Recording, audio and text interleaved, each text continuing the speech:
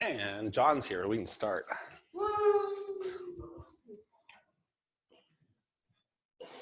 All right, we got an action-packed lineup today. All right, NVC. Been thinking about doing this presentation for about 6 months, talking to Jess about it. She'd go, you should do that. So let's see how this goes. There's a whole bunch that I wanted to cram in here, and so I tried not to. I tried to pick a couple things, and we'll see.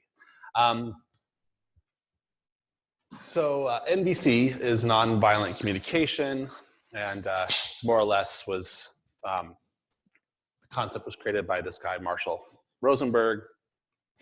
And I just wanted to just briefly tell my story, how I came to be exposed to this. I've had a long path of sort of self-awareness practices, and it started in my teenage years when my mom got into sort of new agey, wooey stuff. And so it's like, okay, mom, but there's this constant sort of self-reflection and trying to understand how people work aspect of that stuff. And so I kind of had that in the background. And then in my 20s, I did this sort of this kind of therapy called NET, which was, the cool thing about it is it's completely non-judgmental. It's just a way of processing and seeing what your emotions are and seeing what's triggering them. And so I got a lot of sort of practice with emotional awareness at that point. But it was a lot about processing past triggers. And then sort of mid-30s or so, my friend had a big stuff going on in his life, and he found NVC. And he told me a bit about it. And I was like, oh, that's kind of cool, but this sort of nonviolent thing, I don't understand that. It doesn't make a lot of sense to me. I'm not interested. And so it wasn't until a couple years later, after I was a dad for a couple years, and I was looking for some new tools for doing self-work, and it's like, oh, my friend really, really liked it, and he was still doing it. He was very active in the community. It's like, tell me more about it. And so he did, and basically as soon as I got past the cover, as soon as I got past the nonviolent communication part, I was hooked. And I dove in pretty deep. There's lots of YouTube videos. And I think the term nonviolent communication is fair, given this description. I think that's fair that a lot of what we say can actually do a lot of harm, and that's where the violent comes from. And how do we structure our communication so we don't do harm to people when we're communicating with them? But you have to view that through the lens of Marshall Rosenberg. He was a mediator and a conflict negotiator. That was what his purpose in life was. And so he was all about getting two people who are on very opposite sides of the spectrum to find a common ground. And so he was focused on the nonviolent communication part. But what I found is that NVC really is a whole structure about thinking about how to do these things, self-awareness and empathy, and communicate effectively. And in our daily lives, we're not mediating high stakes conflicts every day. So that nonviolent part is certainly part of the equation, but it's over here. And there's a lot more going on with NVC than just that nonviolent part. So diving in. So this is the structure of the talk. We're gonna talk a little bit about foundations, and then I'm gonna do a short section of self-awareness, and I'm gonna hand the mic over to Matt for empathy. And then we're gonna wrap up with just sort of the basic tenets of the communication aspect of NVC, which is how much I think we can fit in an hour. So foundations. So I'm going to offer 3 definitions, and these roughly are a theory of mind. They're a way of thinking about how people, the animal that we are, works. And that's relevant for the self-awareness, because it's about, well, how does my own mind work? And then it's relevant about the empathy for how does everybody else's mind work? So the first definition, our universal goals in life. It's sort of a theory, it's sort of just a tautological definition of there's some set of things which anything that we ever try to do in life fits in one of these categories. It might be physical safety, you're trying to be safe, or security, or you're trying to find purpose or meaning, beauty. This is actually the complete list of what I've sort of distilled that resonates for myself, but these are just words, and they don't always capture the concept, but the idea is that anything you're trying to do in life fits in one of these categories, and if it doesn't, we should add a category. And we call those needs. And I want to pause for a moment to say this is a very specific definition of needs that's a little different from our colloquial use of the word needs. Often needs is used in sort of a demanding way, like I need you to do this for me, or a judgmental way, or an obligation way, like you're obligated to do this. But here in the NVC world, these needs are really just talking about the goals that we are trying to achieve ultimately to feel satisfaction with life. But the interesting thing, this is sort of more whether it's a theory that is unproven, but seems to be true, is that these needs are universal. Everyone has all of these needs to some extent. And we can write down them all. My list has 40 in them. I went over all of the internet, everywhere I could find every list of needs, and I kind of organized them in a way that made sense to me, and I came up with 40. But the next bullet is how needs are fulfilled for each person varies. Some people might have one need that's really strong. One of my needs is approval, just because of my relationship with my dad and how that evolved. I have a very strong need for approval, and a little bit of approval goes a long ways for making me feel really good. But different people, largely based on your history, have different sensitivities to different needs, but all of us want approval to some extent. It's just how much it affects you. And then the method by which you get that need met is different for people as well. I don't know if anyone here has ever heard of the book called The 5 Love Languages, which is a really good book if you want to have a partner that lasts for a long time. And it's basically the realization that different people feel loved because of different kinds of actions. And if you have a partner, there's a good chance that the way they feel loved is different from the way you feel loved. And it's really useful to realize how they feel loved, because it's not going to be obvious to you how to provide that. And so the 5 love languages is one way of doing that, but that's just an example of, for that need of feeling companionship and loved and valued, the actions you need to take might be different based on the different person. Definition 2, which is our automatic feedback system. We've got 40 different needs-ish, and each one of those kind of has some sub-definition, but 40 needs is a lot. And those are just words that kind of vaguely cluster around weird concepts. How do we even hope to get these needs met? Well, thankfully, our biology has this automatic built-in feedback system that pokes us all the time with these things. Fear, disconnection, yearning, or if we're getting needs met, we'll feel engaged or confident or exhilarated. And these we call emotions. Again, this is just a definition within this context of an emotion specifically is something that you feel, which is telling you either you are getting a need met or you need to get a need met. Perhaps something is happening that is making you feel like you're not getting a need met. And so your emotions basically give you a carrot and a stick. They say, good job, keep doing that, or don't do that again, that hurts. But the concept here is emotions are information. They are hints at whether or not you are getting needs, and they're hints about other people. So if someone else is experiencing emotion, there's always a need behind that emotion that's not getting met or is getting met. And that leads to this really important precept, which is that all emotions are valid. They are just a hint, and they aren't always a really useful hint. Sometimes they're clear and sometimes they're vague, but they're a hint about what's going on behind that emotion, what need is or isn't being met. So the third and last definition is the things that we do. So the first two are things that go on inside our heads or go on inside other people's heads. And those are the ways we actually interact with the rest of the world. And we just call all of those things you interact with the rest of the world. There's some examples. They can be things that generally lead to positive outcomes and things that don't lead to positive outcomes. But those are all actions. And so again, this is a definition, but this one lines most closely to our colloquial definition of actions. It's everything that we do with our body. And an important thing is to realize is that anything we ever do, by definition, is to fulfill a need. That's how we're constructing the set of things that are needs. So there's something that we're trying to do, and whatever the goal is, if it doesn't fit in our current set of needs, we need to expand that set by definition.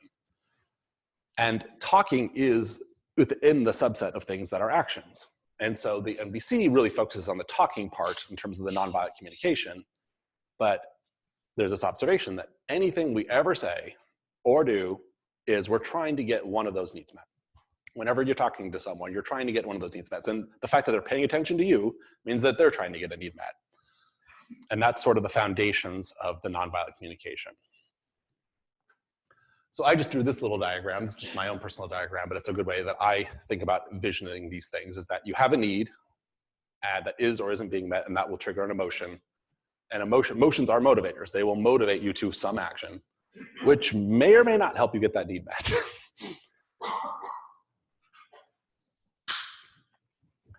So those are the sort of the foundations. And for me, when I actually dove into NVC, I'd done all this sort of weird personal work. I don't know, weird's not right, the word, scattered. And all of a sudden I had a framework. All of them came together with, oh, I just have a set of definitions where I can make things fit. Like, here are things I'm motivated to do. Oh, that's a need. Oh, I'm feeling this. Oh, that's a hint at some need. And oh, someone else is feeling a strong emotion.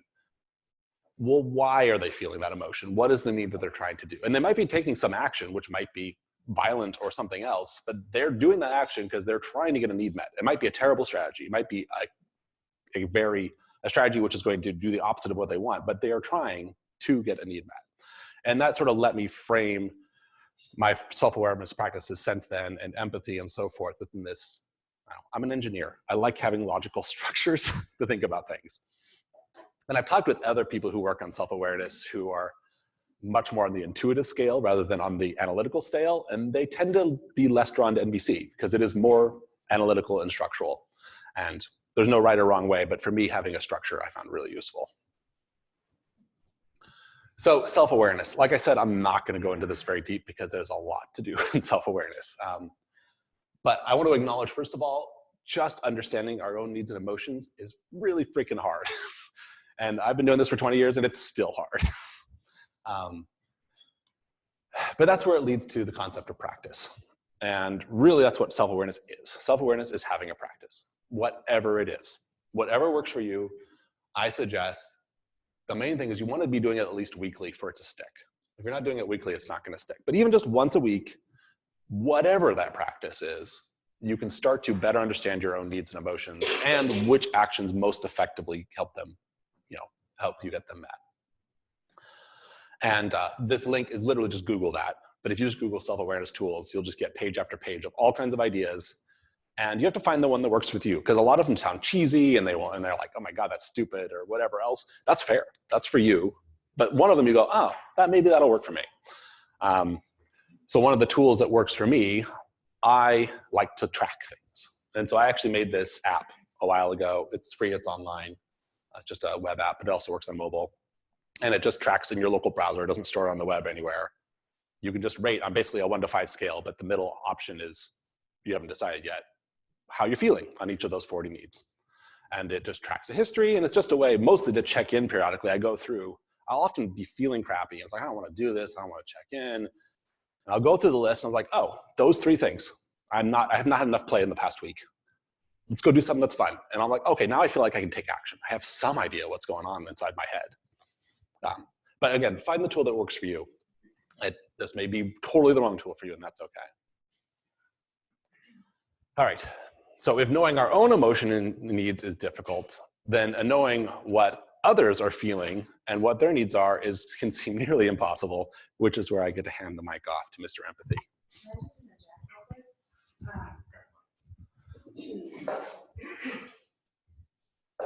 So the needs we've identified for personal and professional growth at this organization are relationship to impact and growth. So the structure of your one-on-one is based on a lot of this foundational thinking to do a self-awareness on how you're doing there, and then choose something to do to sort of bolster and improve it. So the one-on-one structure, the conversation with your crew chief is all meant to be a time to help you achieve self-awareness, the wrong verb. Make progress. To practice self-awareness and I would say self-empathy and compassion, which is what Matt's going to get to. So we have this built into our systems and processes here. Yeah, that's awesome. It's super cool. And it's one of the things that's cool about GenUI is that is, surfaced and focused on rather than just ignored. And a lot of our safety work, of course, is foundational along all these lines. You can't, there's the pyramid of needs, right? And you really can't, I like to use the phrase go up pyramid. You can't go up pyramid unless you have a solid foundation of safety. And it's awesome that's a focus here. All right, Mr. Matt. I get to talk about the power of empathy today. Or more specifically, what empathy can mean, what kind of stops us from doing it, and just small things that we can do to start building better tools, like the self-awareness feeds into this, how you can empathize better either with yourself or with others. I didn't want to start with a dictionary quote of what empathy is, because I think it's kind of wishy-washy in terms of what people kind of define or attach to that word. The general usage that I find is useful is feeling the feelings of others. And I say that because it's not, a lot of times you'll find a definition that is knowing what somebody else is feeling. And I think that's a little too detached. It really is, if you can empathize with another person, then you can feel why they are feeling that way. And so my first, keyboard.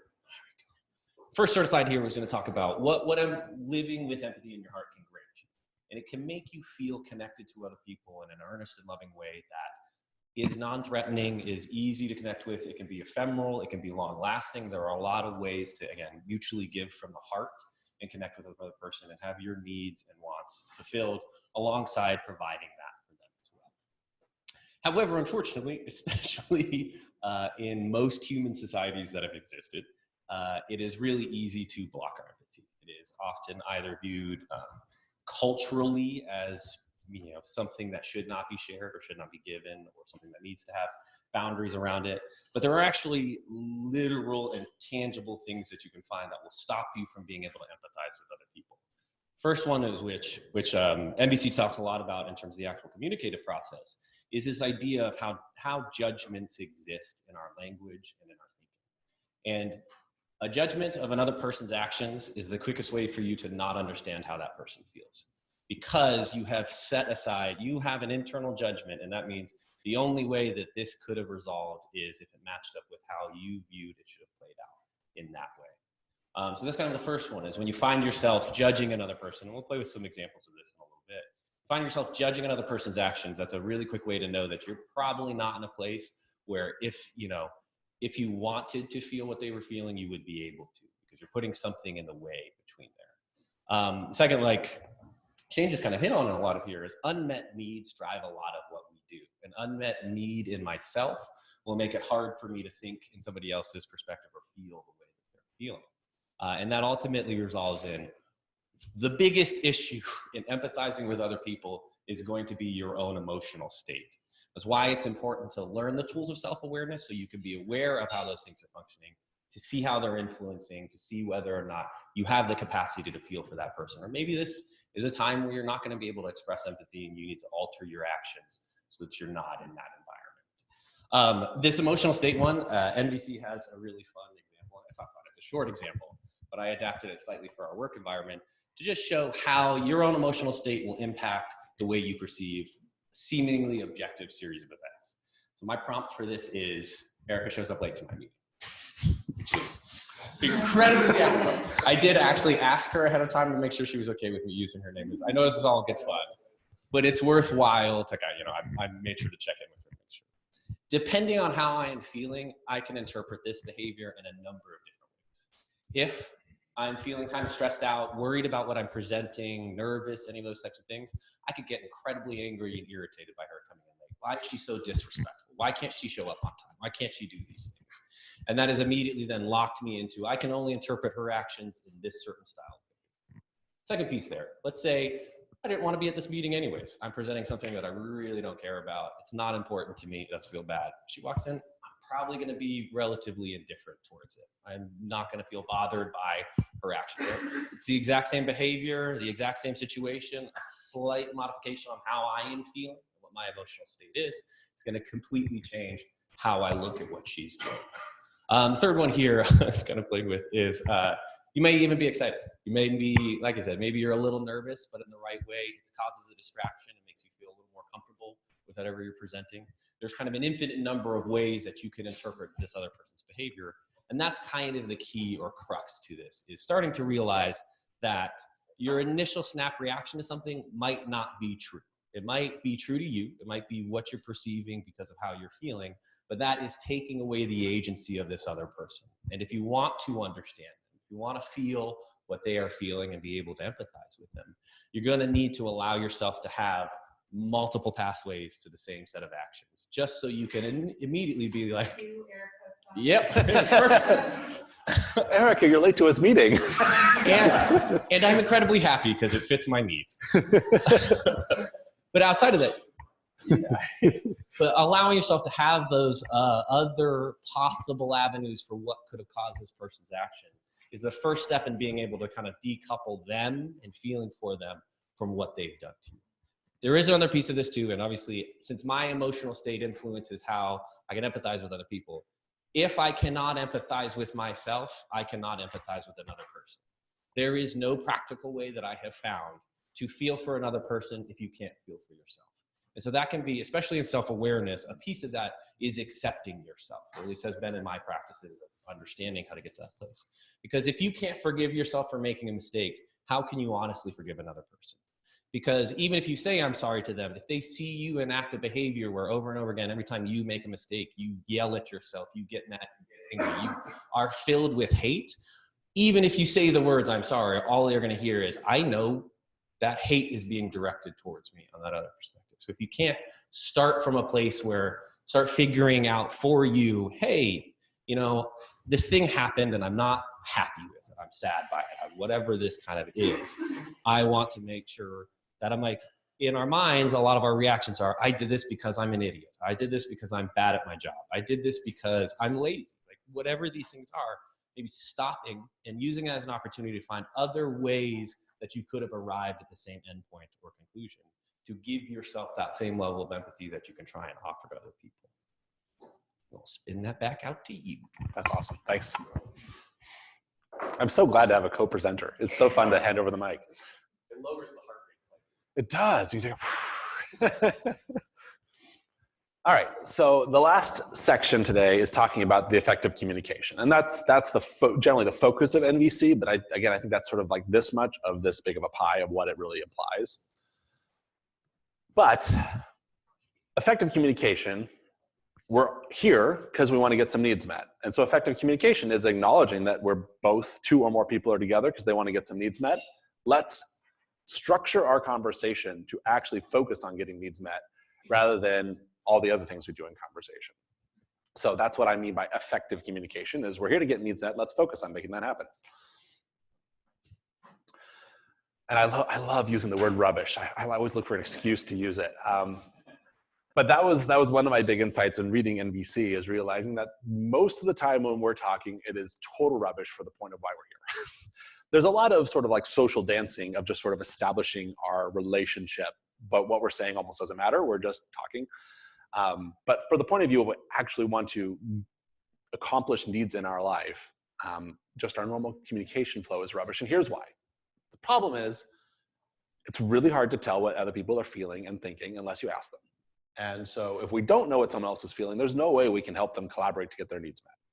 And if we've not told them how we're feeling or what needs we have behind those feelings, there's no way they can help collaborate with us to get those needs met. And so we're left guessing and we're not aware of what their needs are. And so we are largely talking past each other and making, 10% efficiency versus 100% efficiency from the engineering perspective. And so a lot of communication ends up being like that. Like, I need a high five and you're giving me a fist bump. And we're just trying to make this work. So by contrast, effective communication. And my experience, I don't do NVC communication every day because it feels exhausting. It takes a lot of energy. And my impression is as you practice, it gets easier. And NVC has a structured way of doing this. So if having a structured script for communicating is helpful, we're going to demo this at the end. But I don't like forced structure. I like structure I've adopted myself. And so I offer you, more broadly speaking, if you want to communicate effectively with people, first you will need to build understanding. And so you need to check in with yourself, figure out what your own emotions and needs are that you're bringing to the conversation. And then verbally clearly check in, like, how are you feeling? I think I'm going to talk about the next slide, so we'll go right back to that. But you're going to build understanding. Oh, sorry, these are 3 points. I got 3 slides of these. So building understanding, and then once you have actual concrete understanding, you can collaborate on building a strategy, and then you can take action.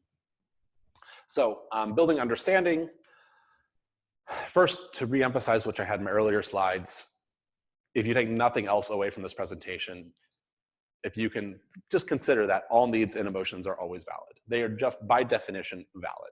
If someone's having an emotion, it is valid. There's no good or bad emotions. They are just there to help you understand yourself, and to the extent that you're expressing them, help other people understand what's going on in your head. They're not always great or very clear, but they are always valid. And then you listen with empathy, which is a lot of what Matt was talking about.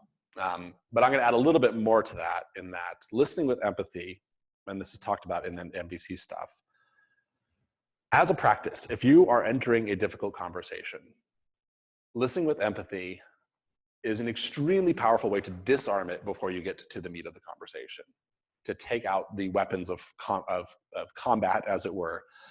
And here's how it works. You show up and you do the steps that Matt talked about, and then you listen to them. And anytime you let them talk until they stop talking, and then you ask the best question you can think of to keep them talking until you can't get them to talk anymore.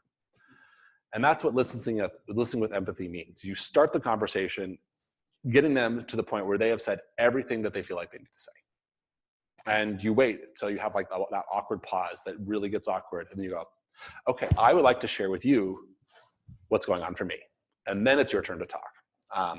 You can ask for empathy. That feels weird in common conversation, but in the NVC world, it actually is fairly common to say, I'd like to have an empathy session with you, which really means I want you to shut up and let me talk. But respectfully, I want you to do what I just did for you. I want you to talk, let me talk until I can't talk anymore, and then just remind me of what I was talking about so I can talk some more. And it's okay to ask for empathy. And then at that point, it's sometimes bad to talk about yourself in society, but if you've asked ahead of time, it's like, would it be okay if I talked about myself for a little bit? Generally, the other person's like, yeah, okay, I can be your ear. Or you can, if you're not feeling a need for empathy, you don't have to ask for it. But sometimes I find that to be helpful. And that can be the whole conversation. That can be the action of getting your needs met. You need to be heard. That is a valid need. And the entire understanding, coming with a strategy, and taking action can simply be, I need some empathy. Would you mind letting me share what's going on with me for a little bit? But presuming that the actions need to go beyond the conversation, at some point at least, you need to clearly state your needs and the emotions that are driving you so that both people know what's on the table.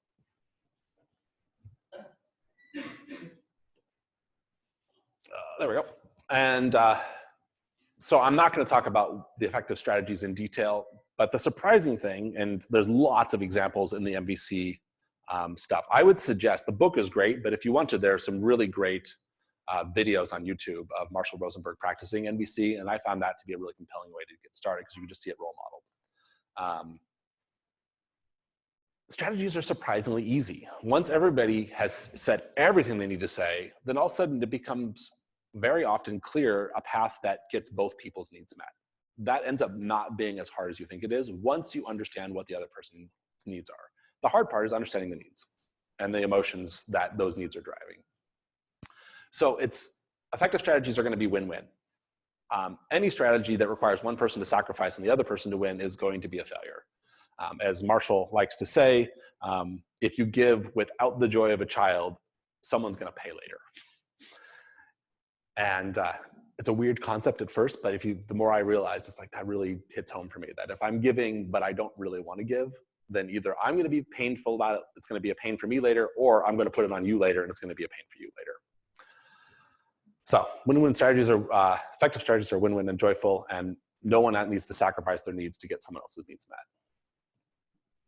met. And last, again, taking actions, which is really part of the strategy, and then implementing them, is that my experience, generally needs are not expensive to fulfill. In fact, you can survive on fairly little as long as you can afford food and housing, right? And all the rest of these needs are, there's a huge, my 40 needs are actually a little bit of food and housing at the bottom, huge amount of social needs, and then meaning and beauty at the top, and purpose. And meaning, beauty, and purpose don't need a lot of resources to fulfill. And so social needs is all about interacting with people. They don't need a lot of other resources to fulfill. And so once you sort of can work in understanding them, the cost is not high. But as the second bullet says, they can be perniciously tricky little buggers. As all of us know, it's hard to consistently get our needs met. So we're going to do just a couple of quick examples, and then we'll wrap up.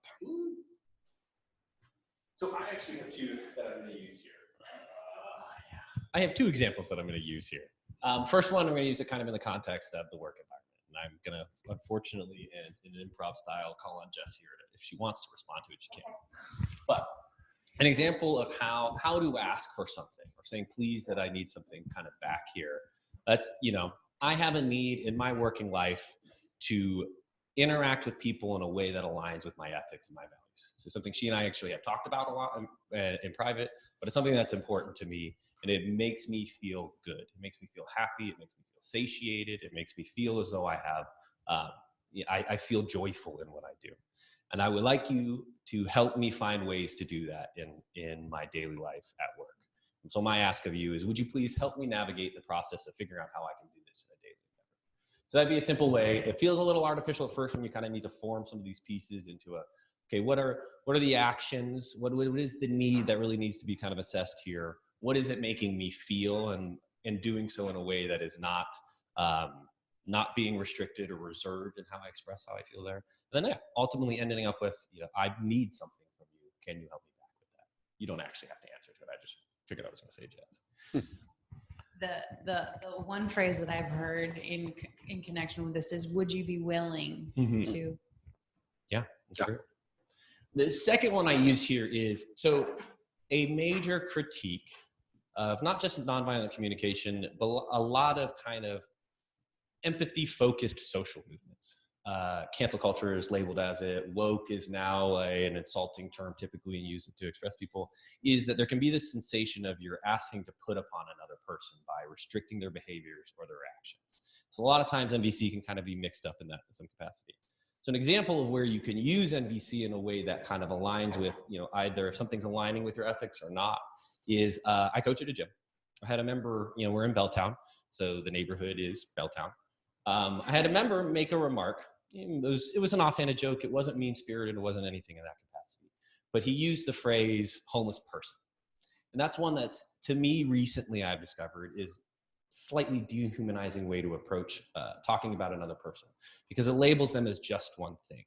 So my reaction in response to him wasn't to say, hey, don't use that word. Don't do this. Don't do that. But it's one more of, when I hear you use the phrase homeless person in lieu of person experiencing homelessness, it makes me feel sad. It makes me feel as though that person doesn't matter to you. And it's important in my life to feel like every person's life matters, or that there is a base level of empathy expressed towards other people. All I would like for you to do is acknowledge that it hurts me when you say that. And not directly, but it hurts me indirectly when you say that. And it's a disarming way. I'm not asking you to change your behaviors, your actions, any of these things. I'm saying how I feel in reaction to some behaviors that I've seen, without saying that you're a bad person, without levying any level of judgment onto it. I'm saying, hey, I heard this thing out of your mouth, and that caused a feeling in me and a reaction in me. And that speaks to this deeper need that, is important to me. And then all I want out of that is to let you know that, like, hey, can you acknowledge that that hurts me when you say that? So in the future, when you say something like that, it's not going to be a surprise that it hurts me. You know what your actions are going to be doing. Should that matter to you, what your actions do to me? Entirely up to you. But at least now you know, and now I don't have to either act or comport myself in a way that is not sort of the truth that is expressed. Awesome. Thanks, Matt. So these are, as you saw at the bottom, this is a little script, and this is sort of the NVC script, which ends up being feeling, need, request for action. And saying thank you is sort of the opposite of someone did something and it made you feel that way and you want to say what needed fulfilled. So I am going to say thank you. And I told Matt I was going to thank him, but this is actually legit thank you. This actually is not just play. This is how I'm feeling. So I asked Matt last week to help me with this presentation, and we got together for a jam session, and we kind of went all over the place with the jam session. We didn't stay too much on topic, but it felt so good. It felt really validating. I felt included. I felt like I mattered, and it fulfilled my need for sharing. I have a real deep need for sharing with people with common values. And so thank you. That really was important to me, and it really made my day. I appreciate that. You're very welcome. It brought joy to my life as well, too, and fulfilled the needs that I have to talk about these things, interact with them, provide spaces for people who need to have a moment to feel connected to another human being, because we all strive for that in a lot of different ways. Yeah, that's awesome. So saying thank you in NVC speak can be very powerful. I'm actually have a little bit of tear at the back there going on. And so, you can use that, and you can bring people to tears to just do those three things. You did something, it made me feel something else, and it fulfilled my need for something else. But acknowledging it that concretely makes people really understand why it mattered. So it can be a super powerful way to establish connection with people. So it's a great tool. But in general, if you're wanting to thank people, it's, if you want it to be really effective, you want them to do that action again, it's useful to tell them what it was. Like, what was the action that you actually did that did this, and why did it matter to me? And that was much like Matt's second example of his request was, this is the action you did, here's how it affected me, and here's why it matters to me. And now you know in the future why that matters, and you can now make your choices, but now you're well informed. I'm allergic to all these feelings.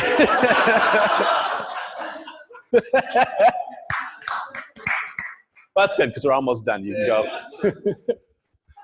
All right, so just wrapping up, just to do a quick recap. So there's the foundations that we talked about, which was these definitions that are slightly different, but similar to our everyday use of needs being the things that we are striving to do, and emotions, which are the cues that our body gives us that we are either achieving or not achieving those needs, and the actions, which is everything we're doing is trying to, either we're doing it consciously or unconsciously in response to these emotions and these motivations to get our needs met.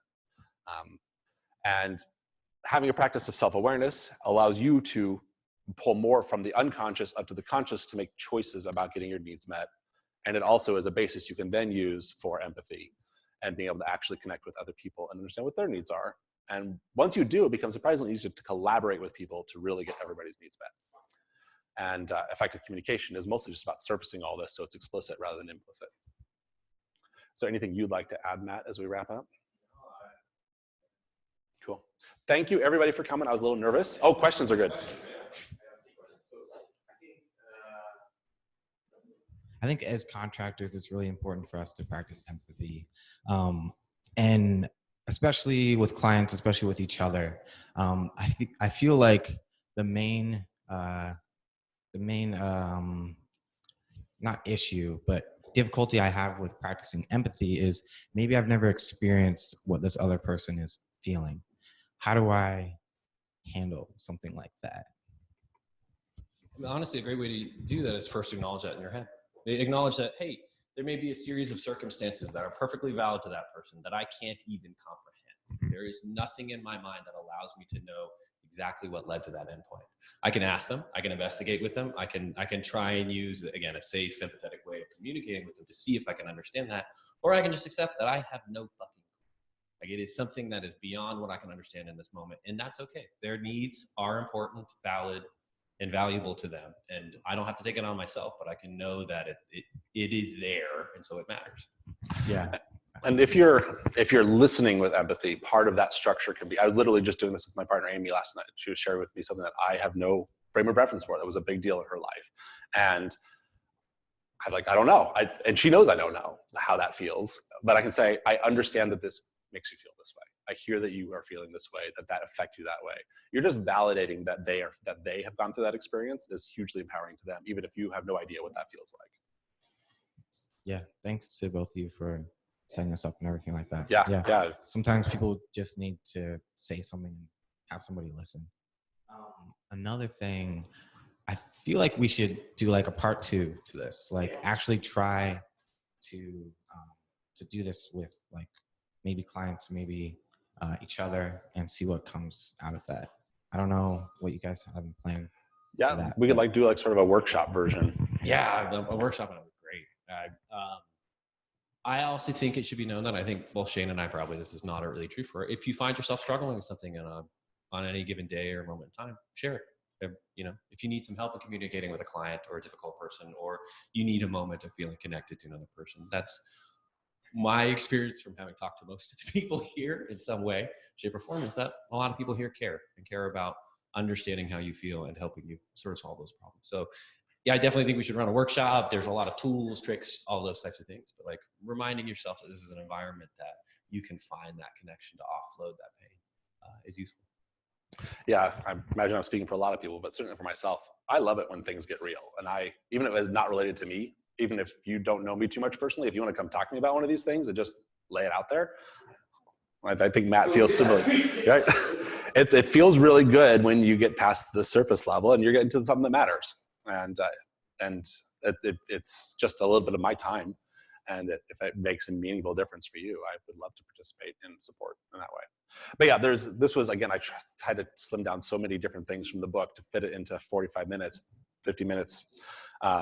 That, yeah, there's a lot more to cover as well. But a workshop version where it's more interactive, I think is a great idea.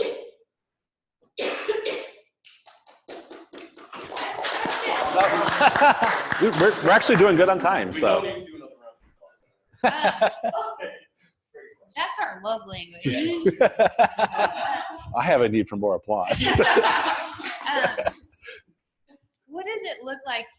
How do you guys think about framing, using NVC when you're feeling frustrated or you don't understand? There's like a really difficult client thing that you're facing. How can you use NVC as a tool both for yourself and then also for pushing through on the consulting front?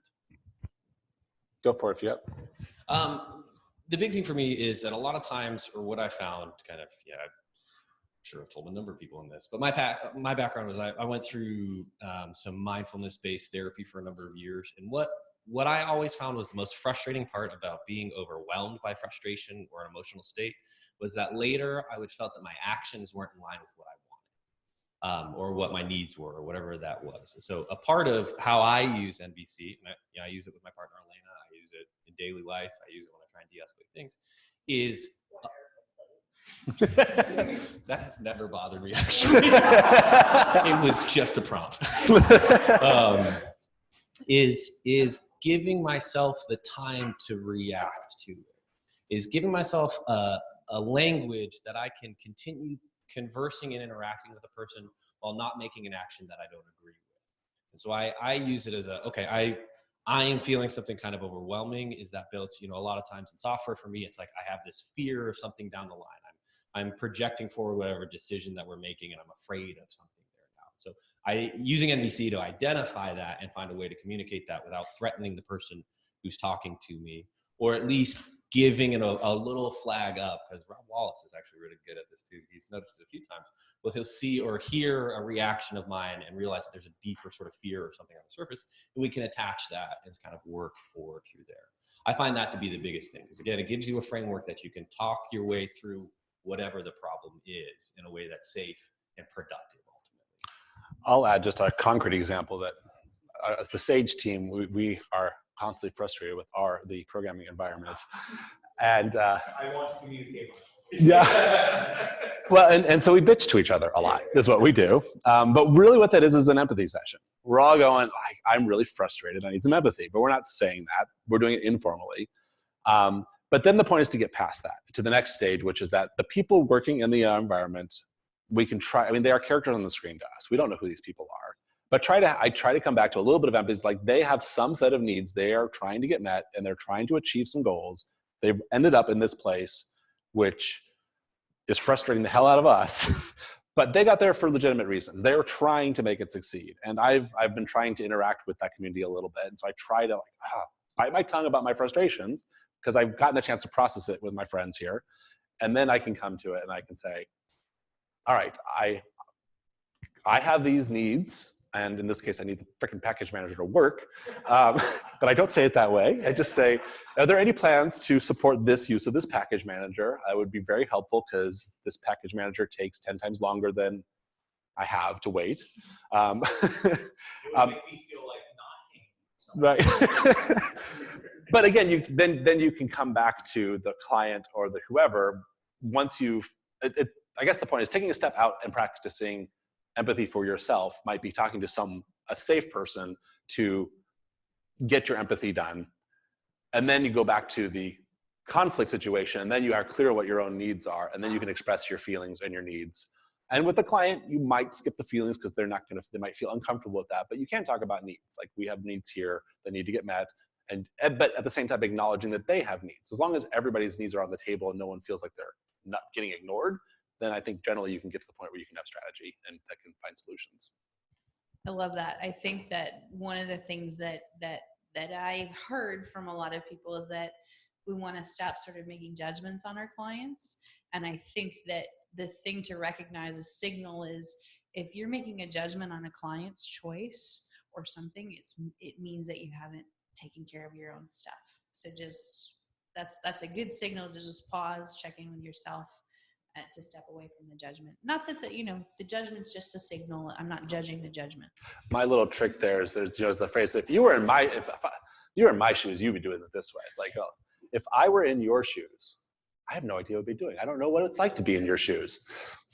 One thing that my wife and I do to kind of like practice is when we're driving and someone does something stupid, then we try to come up with a reason why they would have done that.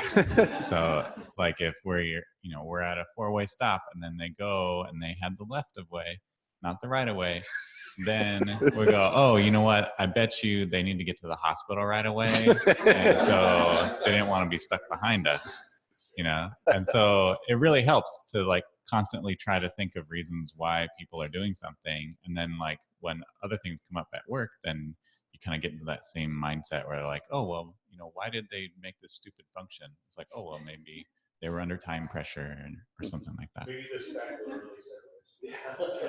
said. All right. Oh, more questions. Great.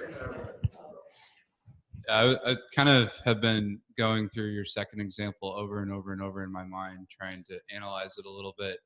The thing that kind of unsettled me about it was, you sort of interpret somebody's statement and like internalize it, turn it into an emotion, and then more or less communicate like the effect of that emotion to this person. So that person then, like if it were me, right? And I mean, I say all kinds of stuff I shouldn't say because I'm ignorant and, I just don't know any better, right? Homeless person, whatever. Like if it were me, I'm just saying, like, right? Like that's just me and a lot of other people on TV that get fired and sued and stuff, right? It's just like we don't know any better. But like if somebody just came and approached me and did that, like all of a sudden my emotion would be like significantly impacted. I'd feel really guilty. I'd feel bad. I'd like start tearing myself up. And I don't have the training and the background that you do to like deal with that, right? And so you just kind of like disrupt somebody, and maybe it was like the butterfly that flapped their wings and like 5 years later they're homeless, right? Like, I'm just saying like is that really a way to approach life, is to say to a stranger, hey, like what you said kind of disrupted me and I want to disrupt you back. That's kind of how I heard it. It's like you disrupted me, just wait, right? Here it comes. Yeah, I definitely could have given a little more context to that. I know he's a friend of mine, which is why I felt comfortable expressing to him, okay, listen, I think it might be important to you that that something you said hurt me. So there's a couple of different things. One there is early in kind of the Nonviolent Communication book itself, it talks about and sets out that other people may be the stimulus of your feeling, but they're not the cause of it. And so accepting that if I trigger a feeling in you, I am not the cause of that feeling. I'm just the stimulus that's triggering that for you. And that it is incumbent upon you to understand how you feel in that same way. I think you'd be right. And if I sent you down a rabbit hole of guilt and those things, I would then also sort of be affected. And I would have wanted to find a better way to express it in a way that wouldn't have made you feel that level of guilt. Now, the one scenario that made sense to me is if you had two options, like, or if the other option was you were about to just lash out and verbally abuse the hell out of this person because they just said the wrong thing and you're in the wrong frame, right? Like you're about to yell at them and just tell them what a jackass they are. Mm-hmm. It would be better to do it your way, right? But I think better than both of those in that scenario with a stranger is just to let it go and just be like, they said what they said, and we don't know why they said what they said, but I don't, like if I knew them personally or we were close and they're open to that kind of feedback and like they're interested in developing themselves, like that would be a great thing. But if it were just like this fight or like de-escalate type, I could see the de-escalate being better, but Well, if Matt was to do exactly what he just said with a stranger, what he could do to address your concerns, he could then follow up with empathy for that person. It's like, I understand this might not feel comfortable for you, and I'd love to hear how you feel on this. And if it's just a random person, That would still mess me up. if people ask you about your as soon as feelings, you said that, I'd be like, oh shit, what is this? That's like the equivalent of your spouse coming to you. We need to talk.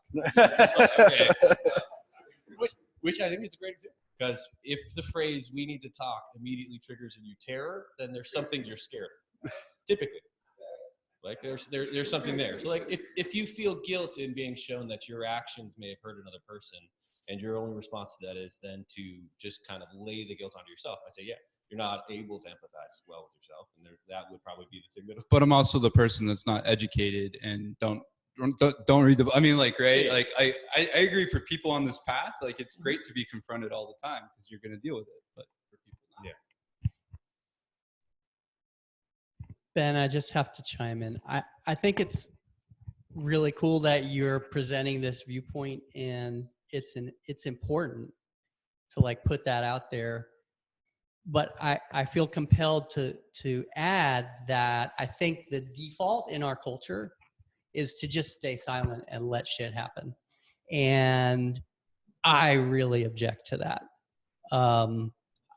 I think, I mean, it's a much deeper conversation, but there's bad in the world that needs to be called out. And so I don't know how to reconcile those two views because I really. I do. What if it was just ignorance, right? Which isn't 90% of the time. I just say something because I don't know better. I grew up in Arkansas, for God's sake. I go home and I see so much like just ignorance. So I think so take it. So instead of laying guilt onto yourself in that say, that is the flag. Hey, you said something that made me feel really bad. Don't need you to go feel terrible about it. It was and especially in the way that I phrased it, I tried to be careful about not assuming why it was said, because why it was said isn't important. It really isn't. Ignorance, intent, whatever those are, they're very interesting and they're useful to kind of like talk about and understand another person. But the action was this. The response was this, and just use that then as a flag rather than feeling guilty in yourself. Use it as oh, hey, here is a learning opportunity. If you want to take it in, great. If not, don't. If you feel really terrible about it, tell me so I can help. Like that would be kind of the tree that I would take in response to that. Because you're right, to label it as bad or good is layering a judgment onto it. And there's always portions like there will always be judgments. You will not live without judgment. But instead of taking that judgment and forcing it onto the world, it's a lot more useful to take that judgment and figure out what it's saying about how you feel or what you're thinking or what you need in those same ways there. And yeah, as an example, you're like, I've worked with you. I care about you. I know that you're a great person. Like and if something's said, it's not born out of an intent to hurt anybody. And I don't think it's born out of an ignorance. It's just, it's a pattern that you've learned in the way that you communicate. And it could, like, maybe somebody who owns a homeless shelter and like gives their whole life to homeless people doesn't know any better, and they still call them homeless people. Right? Exactly. Yeah. Well, and it's and honestly, it's something that I didn't know outside of about 3 months ago. I had never heard that, never really even stopped to consider that. My little sister has spent almost her entire life trying to teach people about how their words affect other people. And for a big portion of my 20s, I intentionally tried to rile her up. I said shit that I knew would upset her because ultimately I didn't understand it. It made me afraid that I was going to have to be different than the way that I was. And when she phrased it one time for me, and she's like, I don't need you to stop using those words. I don't need you to stop saying those things. I just need you to know that it hurts. When you say those things, it hurts me. And that was the trigger for me then to kind of adjust my behavior around it. And yeah, so I don't think if somebody says homeless person around me, I'm not like, ooh, you're a terrible person. It's oftentimes if I feel comfortable with them, like I did with this person, like, hey, here's another avenue. Like this is actually something that I had never considered before, that it feels really bad. Like if a person were to hear you label them as only a homeless person and instead talk about experiencing it, like that's just kind of a more enriching way for me to communicate. And that's what I took it as and moved on. Yeah. All right, I think we're at 1 o'clock now. Thanks, guys.